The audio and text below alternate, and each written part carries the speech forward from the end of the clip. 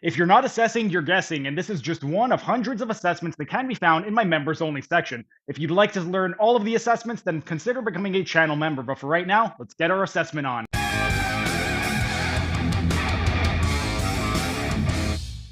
Hey everyone, thanks for tuning in. Steven here with Team Euphoric, and today I'm going to be showing you how to perform some manual muscle testing, and we're going to be working on the rotator cuff, the core, hip, and knee. First, we're going to start at the rotator cuff, and for the actual assessment itself, one thing worth noting is this is going to be absolutely great for determining not only strength in the muscle itself, but we could also determine whether it is a strength issue or a motor control issue based off of what exactly we're experiencing at the shoulder. So for example, let's say a patient is really, really weak when we are testing the infraspinatus. The infraspinatus is a lateral shoulder rotator. What we can do to differentiate between general muscle weakness and if they are experiencing some type of motor control dysfunction is some isometric agonistic antagonistic contractions based off of whatever the issue is. If we find that they are really, really weak, we perform the isometric agonistic antagonistic contraction, and then they immediately have an increase in strength. We know that it's not a general strength issue. We know it's a motor control issue.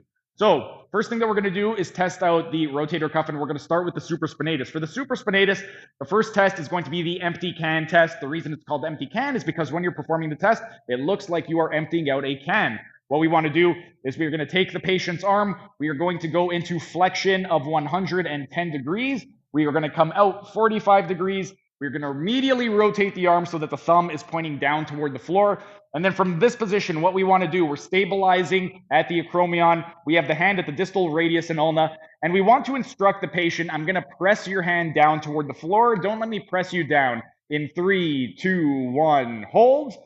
Then what you want to do is when you press down, you want to match their pressure, and then you want to give a little bit extra. If they end up dropping, then that could indicate either general weakness or it could also indicate some type of motor control issue. The way that we would differentiate is from this position right over here, we would take them back into the test position, and then we would instruct them to do some isometric agonistic antagonistic contractions. So what I would do is instruct Nick to press up to the sky for 6 seconds and hold.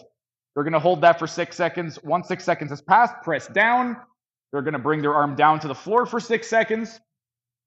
You're going to repeat that 5 total times in each direction. So you're going to do 5 contractions going up for 6 seconds, 5 contractions going down. If you find that right after you do the isometric agonistic antagonistic contractions, they're able to hold the test position, then you know it's a motor control issue. If you find that they're still weak and it goes down, you know it's not a motor control issue, it is a strength issue, and we would want to strengthen the supraspinatus. Next, that was the first supraspinatus test. We could also do another supraspinatus test. With this one, we are going to flex the shoulder to 30 degrees, and then we're going to come out 45. For this one, we don't need to go into medial rotation. We're just going to apply a downward pressure. So I'm going to press your hand down. Don't let me press you down in 3, 2, 1, hold. You're going to match their pressure, give a little bit extra, and see if they're able to hold the position. Same thing. If they're unable to hold it, you would perform the isometric agonistic antagonistic contractions. If you find that they have an immediate improvement in their strength, you know it's a motor control issue.